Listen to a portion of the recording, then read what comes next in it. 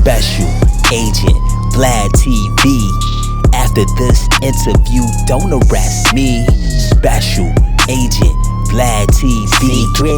After this interview, don't arrest me. Secret Agent Vlad. Secret Agent Vlad. Secret Agent Vlad. Agent Vlad reveals why the FBI stopped unaliving black leaders. FBI Special Agent Vladimir Feldman sat in a dimly lit room, his face partially obscured by shadows. The camera in front of him blinked red, signaling that it was recording. For years, Vlad had been a prominent figure on YouTube, hosting Vlad TV, where he interviewed dumbass rappers, celebrities, athletes, and former crime figures, all in an effort to get them to slip up and incriminate themselves so he could send his boys in to arrest them. This doesn't mean Vlad is prejudiced, though. I'm really not a racist guy. I've had Asian girlfriends back in the Bay, Latino girlfriends, and even black girlfriends. The black chicks are the main ones that said, I have a huge cockadoodle-doo for a white guy. I'm like 3.5 inches, which the chocolate bunny say is big for a white boy. Whereas the white girls always say I'm too small and I should get eggplant injections to make myself bigger down there. I also have a ton of black friends like Lil Boosie and Tony Yayo. So I'm saying all this to say I don't hate those people. Tonight's episode of Vlad TV was different. Tonight, he wasn't the interviewer. He was the subject, veering away from his usual interview style to drop a revelation that he hoped would shock the nation. My name is Vlad, as you all know. He began, his voice steady but heavy with the weight of his words. And for nearly 2 decades, I've been a special agent with the Federal Bureau of Investigation. What I'm about to tell you will change the way you see this country forever, especially if you're a person of color. The director is going to have my ass for this, and I may get put on desk duty. But black people have been abused for too long, and somebody has to stand up for these people. And don't get me wrong, I'm still going to bring stupid rappers on my YouTube show and try to bust their asses, but I'm doing this for the good black people and not the criminal ones. He leaned forward, his eyes piercing the camera.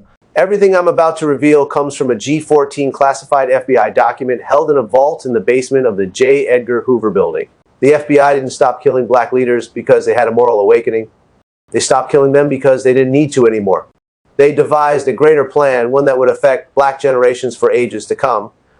Once we wiped out the radicals like Malcolm X, Fred Hampton, ones that would likely be a new Nat Turner, the revolution got cut off at the head.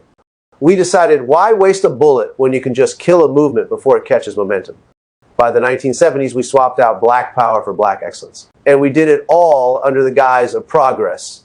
Vlad revealed that the FBI's campaign against black leaders began in the 1950s. Under the leadership of J. Edgar Hoover was pure evil. Hoover saw the rise of the civil rights movement as a threat to national security and authorized a covert program known as COINTELPRO Counterintelligence Program. Black people were merely protesting to receive equal rights in the country that they were forced to call home, and some dress-wearing rainbow alphabet bitch boy thought it was a great threat. The goal was simple, Vlad explained. Neutralize the leaders who posed the greatest threat to the status quo.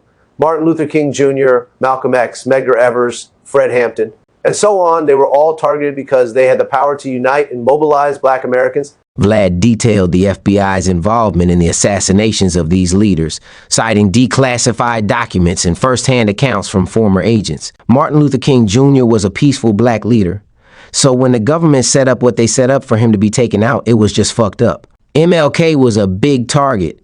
The FBI surveilled that peaceful man for years, attempting to discredit him and sow discord within the civil rights movement. When that failed, they facilitated his assassination in 1968, the same way they kind of did with Trump's fake-ass assassination attempt in 2024. I bet you can't even remember the name of the dude that fake shot Trump's ear off in Butler, Pennsylvania. Another big target was Malcolm X. The FBI infiltrated the Nation of Islam and manipulated internal conflicts, leading to Malcolm X's assassination in 1965. Sorry, folks. Quick commercial break. That's just like black folks to come on this YouTube thing and look at all these G.K. David movie stories, but don't send no Cash App or even hit the damn like or subscribe buttons. My people ain't shit. No, I'm just playing. I love all y'all. Well, except for them niggas that broke in my Cadillac last Tuesday. Fuck them niggas. Y'all go ahead and hit that like and subscribe button for my boy so he can keep blessing y'all with this good content. Thank you, Stephen. You're welcome, Calvin. I know a lot of y'all remember when I supposedly disrespected the current Nation of Islam leader, Farrakhan, back in 2020. I just want to say something about this dude. If the black community really supports this guy, then I want to ask them, what has he really done for you people? The answer should be nothing at all. He's a Chicago guy, but sat by and allowed drill music to claim the lives of thousands of black kids these past 12 years. He should have had FOI out in the trenches, preventing these kids from killing each other. Why do y'all think the FBI and government never tried to assassinate Farrakhan like we did all of those other black leaders? Because he was never a fucking threat. Just a shit-talking wombi.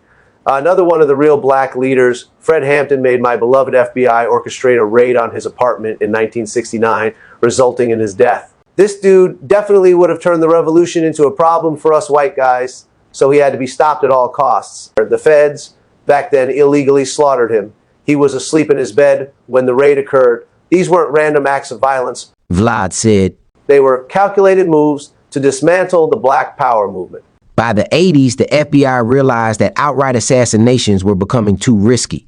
Public scrutiny was growing, and the black community was becoming increasingly militant in response. They needed a new approach, one that would achieve the same results without the backlash. So they devised a greater plan, which was the swapping out black power for black excellence. The idea was to allow a select few black individuals to achieve wealth and success, creating the illusion that the American dream was attainable for all.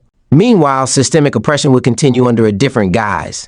Vlad also revealed that the FBI aided the CIA in the development of the war on drugs, which disproportionately targeted black communities during the crack epidemic. How many white drug dealers were there on the street corner back then? They never ended Jim Crow. They just turned it into mass incarceration. Today, there are more black people in prison than there were enslaved in the 1700s. It's a system designed to keep black Americans oppressed while maintaining the illusion of progress. Vlad further discussed how the concept of black excellence was co-opted by the FBI and other institutions. By promoting the success of a few black individuals, they created a narrative that anyone could achieve success through hard work and determination. If Jay-Z can become a billionaire, then the rest of you niggas can too. Just keep rapping about dumb shit like wet-ass pussy and drilling and smoking your ops. I remember back in the 80s when street violence was made aware by the rappers back then. They all came together and made songs to highlight that shit. You had that song Self-Destruction on the East Coast with Public Enemy, MC Lyte, Cool G Rap, KRS-One, and a few others, all letting the kids of that day know that they were headed for self-destruction then. On the West Coast where I was at, the rappers over there did a similar song. We're all in the same gang, trying to highlight the gang violence and let the youth know that it was wrong. Could you imagine the rappers of today doing something like that? But back to what I was saying about the FBI co-opting black excellence to replace black power. These success stories are the exception, not the rule. For every Oprah or LeBron, there are millions of black Americans struggling to survive in a system that's rigged against them. Vlad ended his Revelation episode with a call to action. The FBI's plan worked, but it's not too late to change the narrative. You people need to reclaim black power and fight for systemic change. The struggle isn't over, it's just evolved. The video went viral within hours, sparking widespread outrage and debate. This was Vlad's most viewed video ever, putting him up there with Shannon Sharp, Cat Williams' numbers. Some praised Vlad for his courage, while others accused him of spreading conspiracy theories. But for many, his words were a wake-up call, a reminder that the fight for justice and equality is far from over. Dr. Umar Johnson called motivational speaker 19 Keys and emphasized that they needed to join forces before it was too late.